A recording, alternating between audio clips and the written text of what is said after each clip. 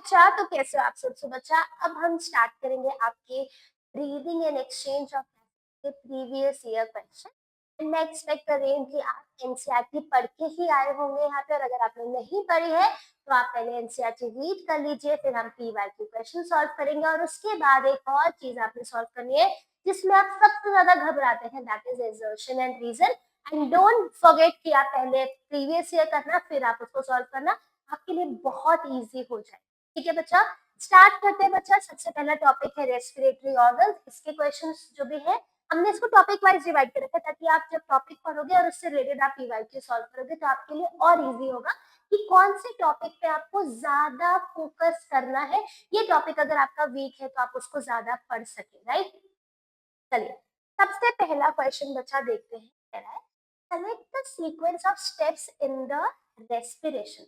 अगर आपने पढ़ा है रेस्पिरेशन का बिल्कुल इंट्रोडक्शन वाला पार्ट तो आपको याद होगा बच्चे कि हम लोगों ने बोला कि रेस्पिरेशन के 5 स्टेप होते हैं, जिसमें सबसे पहला स्टेप होता है ब्रीदिंग, फिर उसके बाद होता है external respiration, transport, then internal respiration and then the cellular respiration. ये हमने पढ़ा है। देखते हैं यहाँ पे क्या है। Diffusion of gases, oxygen and carbon dioxide across alveolar membrane, और इसी को बच्चा हम क्या कहते हैं, external respiration. This is external respiration. Diffusion of oxygen carbon dioxide between blood and the tissue, ये है अंदर की तरफ, that is the internal respiration. ठीक है, चलिए और चीज क्या है, transport of the gas by the blood. Transport होता है pulmonary ventilation by which atmospheric air is drawn in and carbon dioxide which alveolar layer is out। ये फर्स्ट स्टेप होता है बच्चा, और इसी को हम क्या कहते हैं, ब्रीदिंग भी कहते हैं। It is the first step, and ये utilization of oxygen by the cells for catabolic reaction and resultant release of carbon dioxide, ये एकदम लास्ट स्टेप होता है। सबसे पहला स्टेप है डी, तो डी मार्क करते हैं। फिर आपका ये सेकेंड स्टेप हो जाएगा external respiration A, then you have transport C, then you have internal respiration, option C इसका करेक्ट आंसर होगा। तो पहले ब्रीथ करेंगे, फिर एक्सचेंज होगा, फिर एक्सचेंज होने के बाद वो हार्ट में जाएगा और हार्ट से फिर ऑर्गन्स में जाएगा, तो it is known as transport. और फिर जब वो टिश्यू के पास जाएगा तो वहां एक्सचेंज होगा, जिसको हम इंटरनल रेस्पिरेशन कहते हैं। फिर ऑक्सीजन का यूटिलाइजेशन होगा, सेल्यूलर रेस्पिरेशन। ठीक है, तो ये हो जाएगा आपका correct sequence, BACBE। Option C इसका करेक्ट आंसर हो गया। एग्जैक्ट एनसीईआरटी में 5 स्टेप्स दे रखे हैं इन अ सीक्वेंस। चलिए बच्चा, अगला क्वेश्चन देखते हैं। अगला क्वेश्चन कहते हैं which of the following is not the function of conducting part of respiratory system. Respiratory system का एक फंक्शन तो 100% है जो नहीं होता, कि वो एक्सचेंज नहीं कराता। बाकी और फंक्शंस देख लेते हैं। Provides surface area for diffusion and carbon dioxide, तो ये क्या है, एक्सचेंज। तो ये कहाँ होता है, एक्सचेंज पार्ट में, और द रेस्पिरेटरी पार्ट, और ये पार्ट होता क्या है बच्चा, that is your alveolar. Okay जी, आगे देखते हैं। ये आंसर हो गया, आगे भी देख लेते हैं। It clears inhaled air from foreign particle. एक बात है, इनहेल्ड एयर इज ह्यूमिडिफाइड, ये भी काम करता है। Temperature of inhaled air is brought to body temperature, ये भी करता है। तो ऑप्शन इसका करेक्ट आंसर हो जाने वाला है। ठीक है बच्चा, अगला क्वेश्चन देखते हैं, और अगला क्वेश्चन कह रहा है the figure shows a diagrammatic view of human respiratory system which label A, B, C and D. Select the option which gives correct identification and the main function of the correct। A, B, C पूछा है। A जो है बच्चा आपका trachea है, C जो है आपका एल्वियोलाई है, और B जो है आपका प्लूरल मेम्ब्रेन। ठीक है, तो ये आपका हो जाएगा। अब देखते हैं क्या बोल रखा है आपका। और ये डी जो है that is the diaphragm. NCERT के फिगर है और एनसीईआरटी का ही डायग्राम, एनसीईआरटी में ये मेंशन है। ठीक है, सी कह रहा है alveoli thin walled vascular bag like structure for exchange of gases और आपसे बच्चा करेक्ट आइडेंटिफिकेशन नहीं पूछा, ये ठीक है। और देख लेते हैं, डी ऑप्शन कह रहा है D lower end of the lungs, गलत हो जाएगा ना, तो डी तो डायफ्राम होता है, तो गलत हो गया ये। फिर a trachea, long tube supported by complete cartilaginous rings, नहीं बच्चा, इनकम्प्लीट कार्टिलेजिनस रिंग्स होती है। उसके बाद है आपका D pleural membranes around the ribs on both sides to provide cushion against the rubbing. तो बच्चा जो ये प्लूरल मेम्ब्रेन्स ये डुअल होती है, प्लूरल फ्लूइड होता है क्योंकि फ्रिक्शन रिड्यूस कराता है। तो क्या हो जाएगा आपका ऑप्शन ए इसका करेक्ट आंसर हो जाएगा। अगला क्वेश्चन देखते हैं बच्चा, अगला कह रहा है lungs are enclosed in the, तो dual layer, double layered membrane होती है जिनको हम क्या कहते हैं, प्लूरल मेम्ब्रेन कहते हैं। ऑप्शन बी इसका करेक्ट आंसर हो जाएगा। पेरिकार्डियम हम हार्ट के लिए बोलते हैं, ठीक है, ये हो जाएगा। ओके, अगला क्वेश्चन देखते हैं। अगला क्वेश्चन कह रहा है in man and mammal air passes from outside into the lungs through, अंदर जाना है, ठीक है, तो बाहर नहीं जाना है, अंदर। तो सबसे पहला अगर हम चीज देखते हैं तो nasal cavity, larynx, then pharynx, trachea, bronchi, alveoli, गलत हो जाएगा। लैरिंक्स, फेरिंक्स, पहले फेरिंक्स आता है फिर लैरिंक्स आता है। अगर यहाँ पर मैं आपको लिख देती हूँ, आपको ये याद रहेगा पूरा। सबसे पहले आपका आता है एक्सटर्नल नॉस्ट्रल्स, में तो इनकम्प्लीट दे रखे हैं बट मैं आपको पूरा लिख देती हूँ, फिर हम आंसर सॉल्व करेंगे। एक्सटर्नल नॉस्ट्रल के बाद आता है नेजल चैम्बर, फिर internal nostrils, then you have pharynx, then you have larynx, larynx के बाद you have trachea, trachea के बाद you have bronchi, and कौन सा bronchi? Primary bronchi, then you have secondary bronchi, then you have tertiary bronchi, then you have initial bronchioles, then you have terminal bronchioles, then you have alveoli. ठीक है, अगर inhalation पूछा है तो आप इस पाथवे से चले जाएंगे, ठीक है, तो this will be your pathway, ठीक है। और अगर एक्सहेलेशन पूछा है तो वहां से वापस होकर के आ जाएंगे। सब देखेंगे, नेजल कैविटी या nasal chamber, larynx, pharynx, trachea, bronchioles, alveoli, तो ठीक है बी ऑप्शन। बाकी आगे देखते हैं, nasal cavity, pharynx, larynx, trachea, bronchioles, then bronchi, गलत, अपोजिट होना चाहिए था, गलत हो गया। Nasal cavity, pharynx, larynx, trachea, bronchi, bronchioles and the alveoli. तो ओके, बी हमने गलत मार्क कर दिया, लैरिंक्स पहले नहीं होता है, is the pharynx, option D. अब देखो आमने सामने आपके सामने ही है, जस्ट क्या हुआ, जल्दीबाजी में पढ़ने के चक्कर में हमने लैरिंक्स फेरिंक्स पढ़ा नहीं, सो क्या हो जाएगा, ऐसे नहीं करना है। इसीलिए सारे ऑप्शंस पढ़ने हैं कि ये गलती आप ना कर सको। हम लोग भी करते करते फटाफट जल्दी, हमें क्या होता है जल्दी जल्दी सॉल्व करेंगे और गलती करेंगे। और ये कुछ गलतियां मैं इंटेंशनली भी कर रही हूँ ताकि आप देखो कि गलती सिर्फ और सिर्फ आपसे नहीं होती, किसी से भी हो जाती है, एंड उस गलती से आपको ये सीखना है कि आप जल्दीबाजी करके ना पढ़े, ठीक है। तो बी क्या हो जाएगा, बिल्कुल गलत, बी हो जाएगा, क्योंकि देखो बिल्कुल हम स्पीड अप में करते हैं ना क्वेश्चन, तो इसीलिए pharynx, larynx, trachea, bronchi, bronchioles and the alveoli, option D इसका करेक्ट आंसर हो जाएगा। अगला क्वेश्चन देखते हैं बच्चा। अगला क्वेश्चन है आपके next topic mechanism of breathing, जिसमें हमने इनहेलेशन, एक्सहेलेशन, आपकी एक्सिस के बारे में पढ़ा था, जिसमें हमने आपके मसल्स के बारे में पढ़ा था। ये सारी चीजें आपने इसके अंदर देखनी है। क्वेश्चन देखते हैं। ऑल्सो हमने कैपेसिटीज और वॉल्यूम्स भी पढ़े। Done. Expiratory capacity EC, if you remember your EC was 1 + 3। 1 क्या था, टाइडल वॉल्यूम, थर्ड क्या था, expiratory reserve volume, tidal volume plus expiratory reserve volume. ये चीज मैंने आपको एनसीईआरटी एम्प्लीफायर की सीरीज में पढ़ाई है, बहुत डिटेल में आपको शॉर्ट ट्रिक्स भी दिए, तो आप वहां से रेफर कर सकते। Functional residual capacity that is FRC किसके बराबर होता है, 3 + 4। 3 क्या होता है बच्चा आपका that is expiratory reserve volume, और 4 क्या होता है आपका रेजिडुअल वॉल्यूम। तो ऑप्शन 4 ये हो जाएगा expiratory reserve volume and the residual volume. Vital capacity होता है 1 + 2 + 3। 1 क्या है टाइडल वॉल्यूम, 2 क्या है इंस्पिरेटरी रिजर्व वॉल्यूम, 3 क्या है एक्सपिरेटरी रिजर्व वॉल्यूम।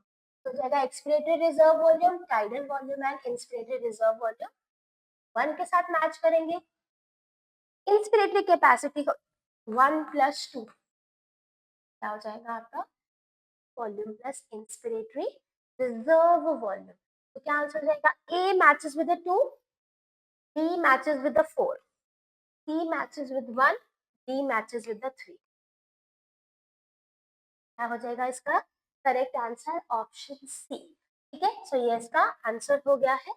अगला क्वेश्चन देखेंगे। अगला question, vital capacity of the lung is 1 + 2 + 3। 1 क्या है टीवी, 2 क्या है आईआरवी, थर्ड क्या है ERV. Option 1 IRV, ERV, TV. ठीक है, ये हो गया इसका आंसर। अगला क्वेश्चन देखेंगे, और अगला क्वेश्चन कहता है select the current events that occur during the inspiration. Inspiration के टाइम पे क्या हो रहा है, कॉन्ट्रैक्शन ऑफ द डायफ्राम, बिल्कुल ठीक बात है, आपका डोम शेप से फ्लैट हो रहा है। Contraction of external intercostal muscle, बिल्कुल ठीक बात है। पल्मोनरी वॉल्यूम डिक्रीजेस, गलत बात है, वॉल्यूम बढ़ रहा है, प्रेशर डिक्रीज हो रहा है, तो गलत हो जाएगा, इट इंक्रीजेस। और इंट्रा पल्मोनरी प्रेशर डिक्रीजेस, अगर ये डिक्रीज होगा तभी तो एयर बाहर से अंदर आने वाली है। तो ओनली क्या हो जाएगा 1 एंड 2। कौन से करेक्ट इवेंट है, इनकरेक्ट होता तो आंसर 3 और 4 आता, करेक्ट पूछा इसलिए आंसर 1 एंड 2 ऑप्शन ए। अगला क्वेश्चन कह रहा है tidal volume and expiratory reserve volume of an athlete is 500 + 1000 ml respectively. What will be the expiratory capacity if the residual volume is 1200 ml? अब बच्चा इस क्वेश्चन में इतना कंफ्यूज, मैम रेस्पिरेटरी वॉल्यूम दे दिया है, रेजिडुअल वॉल्यूम 1200 क्यों दिया है, हमने तो पढ़ा था कि आपका एक्सपिरेटरी वॉल्यूम सीधा सीधा टीवी प्लस ईआरवी होता है। अब क्वेश्चन में रेजिडुअल दिया है तो उसका कुछ लॉजिक है नहीं, just to make you confuse ये दे दिया है। आपको कुछ नहीं करना, आपको 500 + 1000 को ऐड करना है, इसका answer 500 ml, that's it. was just for the confusion। बच्चा सबसे पहला 1500 और 1200 को ऐड करता है, 2700 पहला ऑप्शन मार्क कर देता है और -1 उसके हो जाते हैं। डोंट गेट पैनिक, ये आपको सिर्फ कंफ्यूज करने के लिए दे रखा है, ओनली फॉर द कंफ्यूजन, बच्चे का टाइम वेस्ट करने के लिए दे रखा है। ठीक है, सो ये चीज बिल्कुल ही गलत है, 2700 कभी भी नहीं होगा। और अब आई होप आपको समझ आ गया होगा ये क्यों दे रखा है। ठीक है बच्चा, अगला क्वेश्चन देखते हैं, select the correct statement. Correct statement में क्या कह रहे हैं, expiration occurs due to external intercostal muscles. ठीक है, दूसरा कह रहा है intrapulmonary pressure is lower than atmospheric pressure during inspiration. तो इंट्रापल्मोनरी प्रेशर लोअर होता है इंस्पिरेशन के टाइम पे, बिल्कुल ही ठीक बात है। ओके, तो तीसरा कह रहा है inspiration occur when atmospheric pressure is less than the intrapulmonary pressure. Atmospheric pressure कम नहीं होगा, एटमॉस्फेरिक प्रेशर ज्यादा होने वाला है, तो ये भी गलत हो जाएगा। Expiration is initiated by the contraction of the diaphragm, गलत, this is for the inspiration. अब जो आपका फर्स्ट स्टेटमेंट है बच्चा वो आपका गलत दे रखा है, यहाँ पे कॉन्ट्रैक्शन कर देते हैं, contraction of external intercostal muscles होता है, तो जाएगा it should be relaxation, option B इसका करेक्ट आंसर हो जाएगा। Intrapulmonary pressure is lower than the atmospheric during inspiration, इसी वजह से from high pressure to low pressure air inhale करती है। तो दिस इज इनकम्प्लीट, ये मैंने आपको कंप्लीट कर। अगला क्वेश्चन देखेंगे। अगला क्वेश्चन कहता है match the item given in the column 1 with those in the column 2 and select the correct option. अब देख रहे हैं अभी तक 3 से 4 क्वेश्चन सिर्फ इसी पे ही आ जाते हैं, और मैंने आपको पढ़ाते वक्त भी बताया था कि बहुत ही इंपॉर्टेंट कंसेप्ट है, डायरेक्टली ही इससे क्वेश्चंस पूछे जाते हैं जनरली मैथ्स कॉलम में ही पूछ लिया जाता है। टाइडल वॉल्यूम 500 ml होता है। इंस्पिरेटरी रिजर्व वॉल्यूम जो होता है आपका 3000 ml होता है। ठीक है, फिर एक्सपिरेटरी रिजर्व वॉल्यूम 2500 to 3000 होता है। एक्सपिरेटरी रिजर्व वॉल्यूम अच्छा कितना होता है 1000 to 1100 ml और रेजिडुअल होता है 1100 to 1200 ml। अब ये याद रखना एक बहुत ही बड़ा क्योस है ना। ठीक है, सो इसको पहले मार्क कर लेते हैं। Answer A is 3, B is 1, C क्या है 4 के बराबर और डी क्या है 2 के बराबर, ऑप्शन बी। अब भाई इतना याद, इतना वैसे भी पढ़ने के लिए बहुत सारी चीजें हैं, तो क्या करें, हम बहुत सिंपल से चीज कर देते हैं, ये रिएक्शन याद रख लेते हैं। इक्वेशन एक तो याद कर ही सकते हैं ना हम, जस्ट हमारे को इतनी सारी याद करने से बेटर 500 इंटू 2 किया 1000 हो गया, इंटू 3 किया 3000 हो गया। आसान था ना, है ना। देखो क्या किया 500 इंटू 2, टाइडल वॉल्यूम याद रखनी है 500, ईआरवी आया 1000, 1000 इन फ्रंट ऑफ यू। फिर आईआरवी कितना आया 3000, एक लिमिट याद होगी, दूसरा ऑटोमेटिकली, क्योंकि आपने तो ऑप्शन ही चूज करना है, तो आप इजीली कर सकते हो। तो इसका आंसर अभी के लिए क्या है, ऑप्शन बी। ओके बच्चे, अगला क्वेश्चन देखेंगे। अगला क्वेश्चन कह रहा है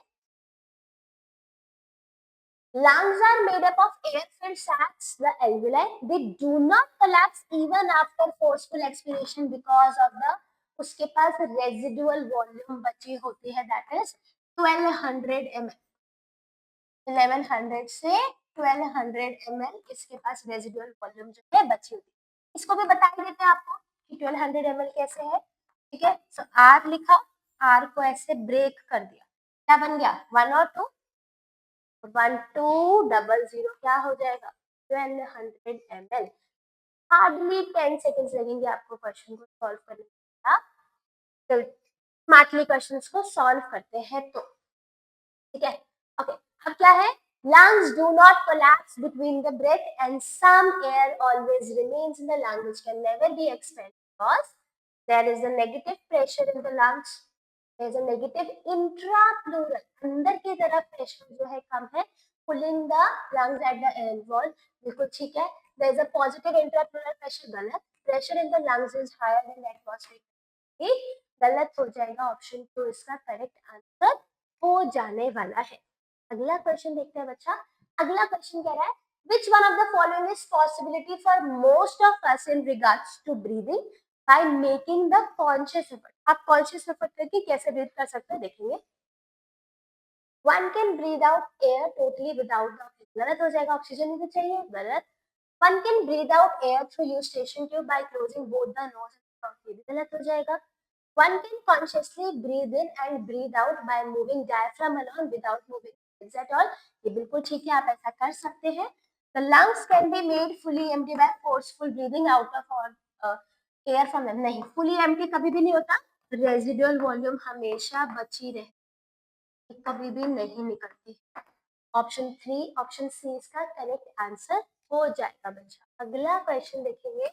अगला क्वेश्चन कह रहा है, फिर से सेम चीज आ गई है, बस अब इसमें वॉल्यूम्स और कैपेसिटी दोनों के बारे में पूछा है।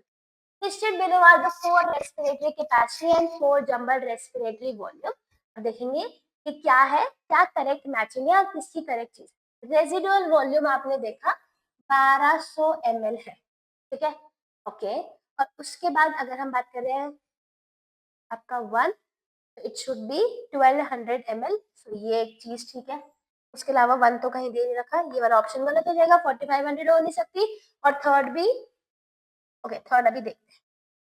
वाइटल कैपेसिटी हम पढ़ते हैं क्या होती है, टीवी, आरवी और ईआरवी तीनों के बराबर होते हैं, जिसको हम 1 2 + 3 ऐसे बोल देते हैं। टाइडल है आपकी 500, आईआरवी है आपकी 2500 to 3000 और ईआरवी है आपकी 1000 से 1100। एड ऑन करते हैं।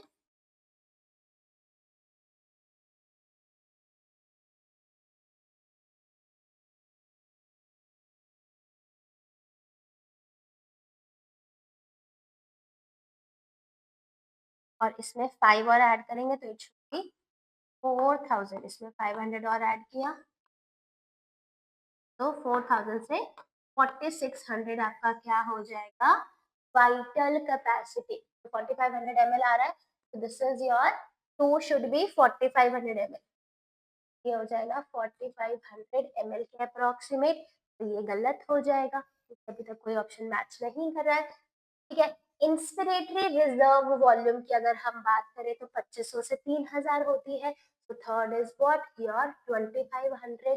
ठीक है, उसके बाद इंस्पिरेटरी कैपेसिटी क्या होती है, टीवी प्लस आईआरवी, 2500 प्लस 3000 से तो क्या हो जाएगा 3000 से 3500 के बीच। सबकी अपर लिमिट ले रखी है तो इंस्पिरेटरी कैपेसिटी 3500 ml, सो फोर्थ 3500 ml हो गया, थर्ड 1200 ml नहीं होती है, सेकंड 2500 ml नहीं होती है, गलत हो जाएगा। ऑप्शन सी इसका करेक्ट आंसर हो जाएगा। बहुत डिटेल में मैंने आपको एक एक स्टेप करके बताया है ताकि आपको जब भी ऐसा क्वेश्चन आए तो आप घबराओ नहीं, आपके पास एक बैकअप है कि आप इसे ऐसे सॉल्व कर सकते हो। जनरली आपको याद ही होती है ये, जस्ट कि अगर इन केस आप भूल जाओ तो आपको ऐसे है इजी। ठीक, अगला क्वेश्चन देखते हैं। अगला क्वेश्चन क्या है, what is the vital capacity of our lungs. Vital capacity सीधा क्या होता है आपका, TV plus IRV plus ERV. ठीक है, ये होता है। और हम इसे क्या कह सकते हैं, inspiratory reserve volume plus expiratory reserve, कभी भी नहीं हो सकता। Total lung capacity minus residual, yes we can say this. देखो ये सारा क्या हो जाएगा वीसी, इसके प्लस में आरवी और ऐड कर दो तो वो क्या बन जाएगा टीएलसी। तो क्या हो जाएगा VC is equals to TLC minus RV, it can happen, बिल्कुल हो सकता है। Inspiratory reserve volume plus tidal volume, ये तो बच्चा क्या होता है, inspiratory capacity. Total lung capacity minus ERV कुछ भी नहीं होता है, तो आंसर क्या हो जाएगा, total lung capacity minus residual volume, इसका करेक्ट आंसर हो जाएगा। अगला क्वेश्चन देखेंगे। अगला क्वेश्चन है बच्चे आपके एक्सचेंज ऑफ गैसेस से। क्वेश्चन देखते हैं बच्चा क्या कहता है। क्वेश्चन कह रहा है the partial pressure in MmHg of oxygen and carbon dioxide eight alveoli the site of the diffusion. तो उन्होंने साइट स्पेसिफाई कर दी कि हम एल्वियोलाई की बात कर रहे हैं। तो एल्वियोलाई में PO2 159 नहीं होता, ये एटमॉस्फेयर का होता है। PCO2 0.3 ये भी एटमॉस्फेरिक होता है, तो गलत हो जाएगा। PO2 104 एंड PCO2 40 बिल्कुल ठीक है। PO2 उतना कम तो सिर्फ टिश्यू लेवल पर होता है, सो ये भी गलत हो जाएगा ऑप्शन सी। और PO2 95 ऑक्सीजनेटेड ब्लड में होता है, तो ऑप्शन क्या हो जाएगा बच्चा, ऑप्शन बी इसका करेक्ट आंसर हो जाएगा। ठीक है बच्चा, अगला क्वेश्चन देखते हैं। अगला क्वेश्चन कह रहा है exertion. A person goes to high altitude and experience altitude sickness with the symptoms like breathing difficulty and heart palpitation, क्योंकि वहां पे पार्शियल प्रेशर बहुत कम होगा, इसकी वजह से हार्ट बीट बहुत फास्ट हो जाएगी, जितना ऑक्सीजन मिल रहा है उतना फटाफट वो ले लेगा और एक्सचेंज कराएगा। ठीक है, reason due to low atmospheric pressure at high altitude the body does not get sufficient oxygen, बिल्कुल ही ठीक है। करेक्ट इवन एक्सप्लेनेशन भी है, so A is true and R is the correct explanation of exertion. Answer third इसका correct answer, B इसका correct answer हो गया। ठीक है बच्चा, अगला question, the partial pressure of oxygen in alveoli, alveoli में पार्शियल प्रेशर होता है 104 is equal to that in the blood, गलत हो जाएगा, ब्लड में 95 होता है। More than that in the blood, बिल्कुल ठीक बात है। Less than that in the blood, no, less than that of the carbon dioxide, of course not, ज्यादा होता है, तो क्या हो जाएगा more than that in the blood. 95 आपका डीऑक्सीजनेटेड ऑक्सीजनेटेड ब्लड में 95 है, 95 से ज्यादा होगा और क्या होगा, ऑफ कोर्स वो 104 है, सो ऑप्शन बी इसका करेक्ट आंसर हो जाएगा। अगला क्वेश्चन देखते हैं। अगला क्वेश्चन कह रहा है the figure given below shows a small part of human lung where exchange of gases takes place, select the option which represent labeled part A, B, C और D correctly identified along with its function।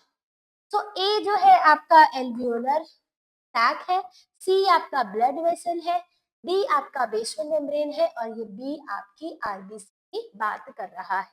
So C, arterial capillary passes oxygen to the tissues. नहीं. A, alveolar cavity, main site of exchange of the respiratory gases. ठीक है. D, capillary wall, exchange of oxygen and carbon dioxide takes place. D, capillary wall नहीं है. D, basement membrane है, गलत हो जाएगा. B, RBC, transport of carbon dioxide mainly, गलत. B है तो RBC, ये ठीक है, बट ये इसका फंक्शन गलत हो गया. फिर डी, कैपिलरी वॉल नहीं, बेसमेंट मेम्ब्रेन होता है, सी गलत हो गया. D, alveolar cavity, main site of the exchange of the respiratory gas, बिल्कुल ठीक है. फिर ए दे रखा arterial capillary passes oxygen to the tissue, ये भी गलत हो जाएगा. ऑप्शन बी इसका करेक्ट आंसर आ जाएगा. आर्टीरियल कैपिलरी नहीं है बच्चा, ये एल्वियोलर कैपिलरी है. ठीक है, सो ये इसका आंसर हो जाएगा ऑप्शन बी. अगला क्वेश्चन है आपका ट्रांसपोर्ट ऑफ गैसेस से. ट्रांसपोर्ट ऑफ गैसेस देखते हैं बच्चा. ट्रांसपोर्ट ऑफ गैसेस में which of the following factors are favourable for the formation of oxy haemoglobin in alveoli. Oxygen haemoglobin आपस में कंबाइन करेंगे, एसोसिएशन का पूछ रहा है कि किस सिचुएशन में ये आपस में जुड़ेंगे. Hb प्लस ऑक्सीजन बनाएंगे और क्या होगा, वो HbO2 होने वाला है.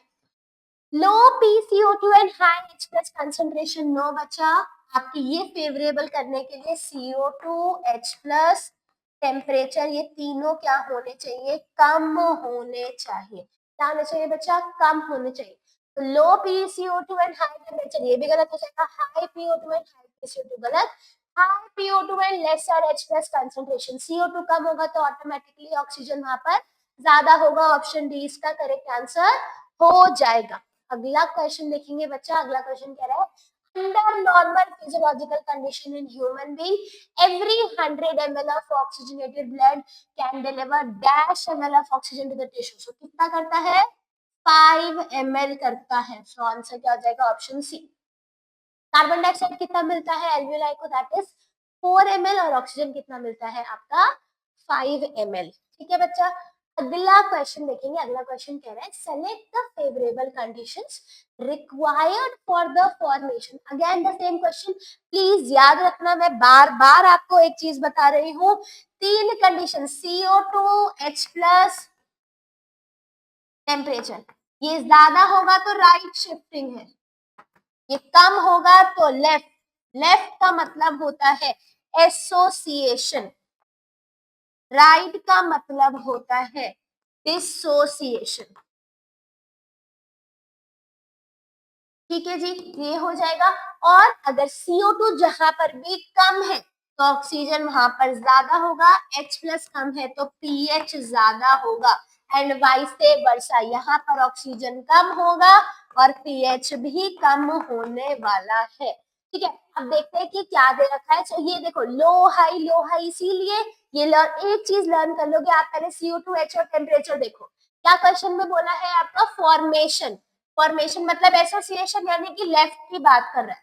ठीक है, थोड़ा सा कामली इस क्वेश्चन को सॉल्व करेंगे, नहीं तो गलती होने के चांसेस बहुत ज्यादा है. लो PO2 पॉसिबल ही नहीं है ऑक्सी हीमोग्लोबिन बनाना है बैक टू एल्वियोलाई रीजन. पहला ही ऑप्शन गलत हो जाएगा. लो PO2 भी नहीं, लो PO2 होता है ठीक है, मोर H प्लस भी गलत हो गया और हायर टेम्परेचर भी गलत.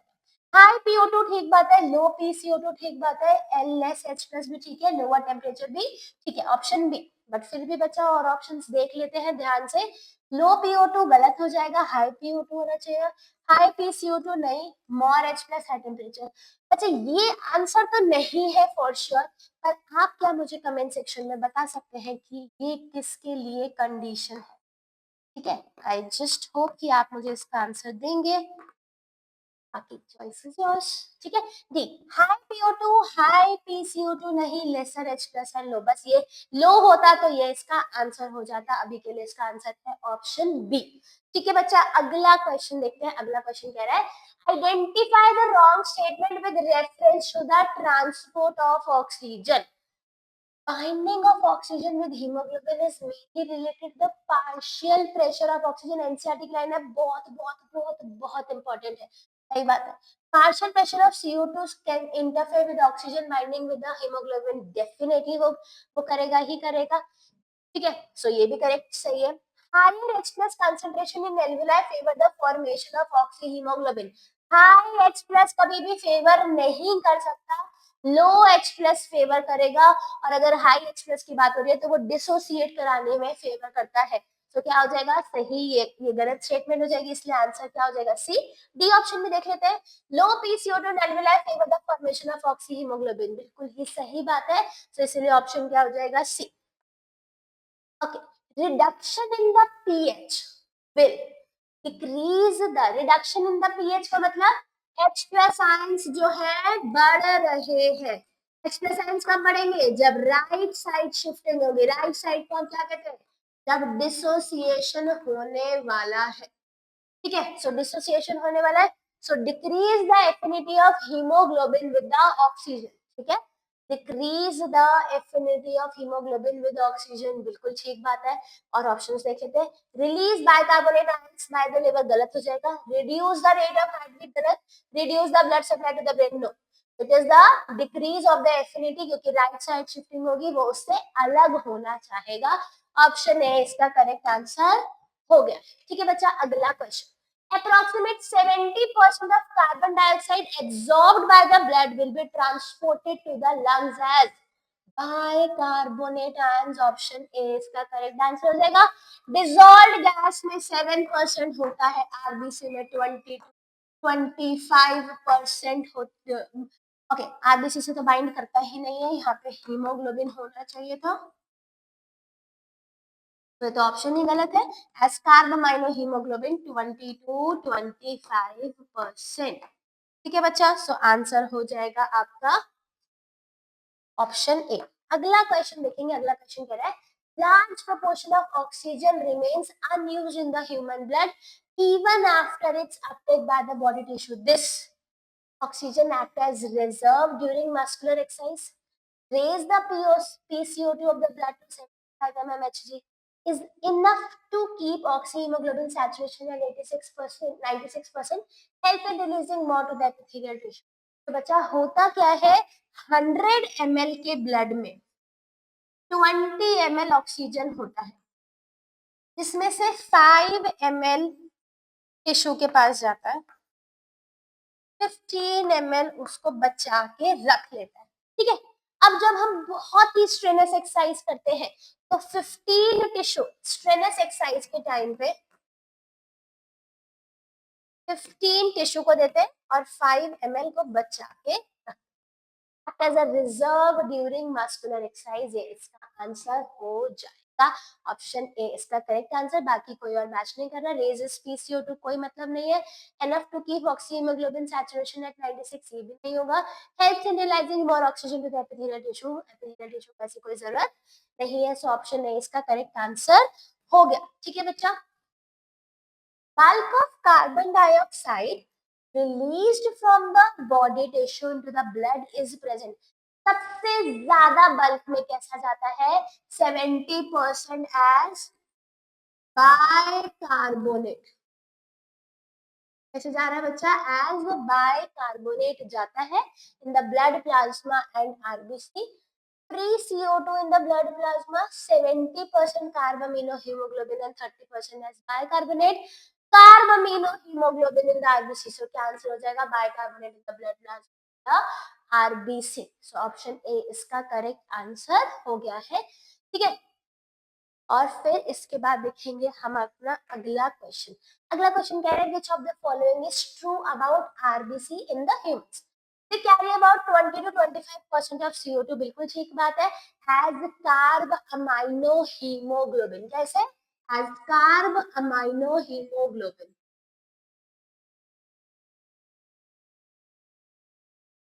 ठीक है, okay, they transport 99.5% of oxygen, no, 97% करती है। उसके बाद they transport about 80% oxygen only and rest 20% is transported, no, 97 करती है। they do not carry of carbon dioxide, बिल्कुल ही गलत बात है, तो यही आंसर हो जाएगा। they carry about 20 to 25% of CO2 as carb amino haemoglobin. ठीक है बच्चा, अगला क्वेश्चन है आपके रेगुलेशन ऑफ रेस्पिरेशन से। ठीक है, फिर है when you hold your breath which of the following gas changes in the blood would first lead to the earth. एकदम से आपने होल्ड करके रखिए, आप बिल्कुल ब्रीथ नहीं कर रहे, तो आपकी बॉडी में क्या होगा, कार्बन डाइऑक्साइड का लेवल एकदम राइज करेगा। कीमोरिसेप्टर्स देखेंगे, कहेंगे कि यार कार्बन डाइऑक्साइड बढ़ रहा है, और कहेगा फटाफट से सांस लो ताकि ऑक्सीजन अंदर आए। ठीक है, तो क्या होगा, फॉलिंग CO2 कंसंट्रेशन नहीं, राइजिंग CO2 एंड फॉलिंग हो ये रहा है। पर बच्चा क्या सिचुएशन है, सबसे पहले पूछा है तो राइजिंग CO2 कंसंट्रेशन, ये आपका आंसर हो जाएगा। ऑक्सीजन को क्यों नहीं इन्वॉल्व किया, क्योंकि आपको याद होगा हम बार बार एक लाइन रिपीट कर रहे हैं कि ऑक्सीजन का कोई रोल नहीं होता, ऑक्सीजन का रोल इनसिग्निफिकेंट होता है रेगुलेशन में। तो PCO2 एंड H+ आयंस ही देखते हैं। ठीक है बच्चा, अगला question, the respiratory centers which control inspiration and expiration are located in medulla oblongata। so यहाँ पे क्या होता है, RRC, that is respiratory rhythm centre.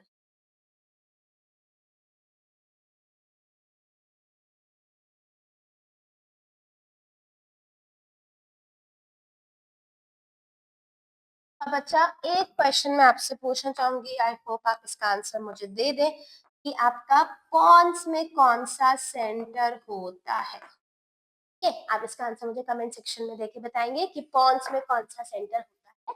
Now the disorders of the respiratory system, इस पे क्वेश्चन है। डिसऑर्डर में सबसे पहले कह रहा है due to increasing airborne allergens and pollutants many people in urban areas are suffering from respiratory disorder that causing wheezing। तो आपको पता है एलर्जिक रिएक्शन, wheezing साउंड किसके लिए है बच्चा, एक डिसऑर्डर जिसका नाम है अस्थमा। एलर्जिक डिसऑर्डर है और इसमें क्या होता है, ब्रोंकाई और ब्रोंक्यूल्स में इन्फ्लेमेशन हो जाती है। तो क्या देखेंगे, reduction in the secretion of surfactants, गलत हो जाएगा। Benign growth of mucus lining, गलत हो जाएगी। Inflammation of bronchi and the bronchioles है ये आंसर। Proliferation of the fibrous tissue and damage to the alveolar wall, D गलत हो जाएगा। ऑप्शन सी इसका करेक्ट आंसर होगा। ओके बच्चा, अगला question, which of the following options correctly represents the lung condition in asthma and emphysema respectively? Inflammation of the bronchioles, ठीक है। Decreased respiratory surface area, ये भी ठीक है, बट और ऑप्शंस भी देख लेते हैं। Increased number of bronchioles, गलत। Increased respiratory surface, गलत। Increased respiratory surface inflammation, उल्टा दे रखा है और हमारे को यहाँ रिस्पेक्टिवली दे दिया है। Decreased respiratory surface inflammation of the bronchioles, गलत है। ओके,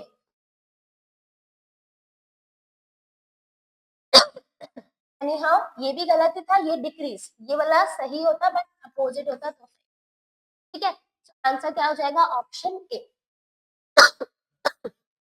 नेक्स्ट क्वेश्चन कह रहा है विच of the following is an occupational respiratory disorder.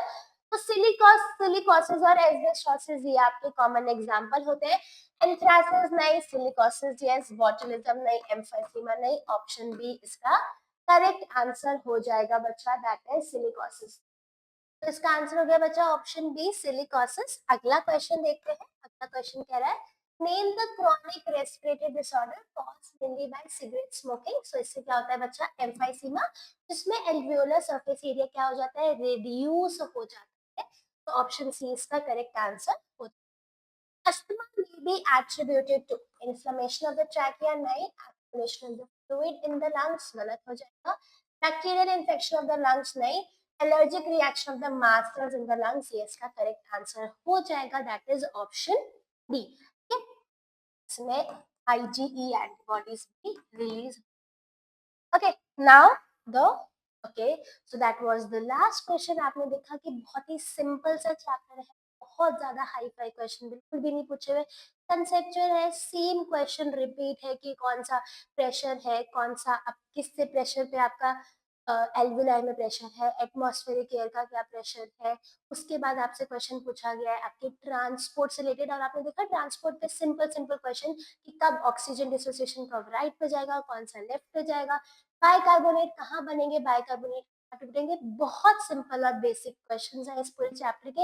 आप इसको ध्यान से करेंगे, PYQ सॉल्व करेंगे, AR करेंगे, इस चैप्टर में कुछ और एक्स्ट्रा डिटेल करने की जरूरत है। बहुत ही सिंपल और प्यारा सा simple thank you so much बच्चा, एंड आई होप जो भी क्वेश्चंस मैंने आपसे इन आप उसका मुझे आंसर देंगे।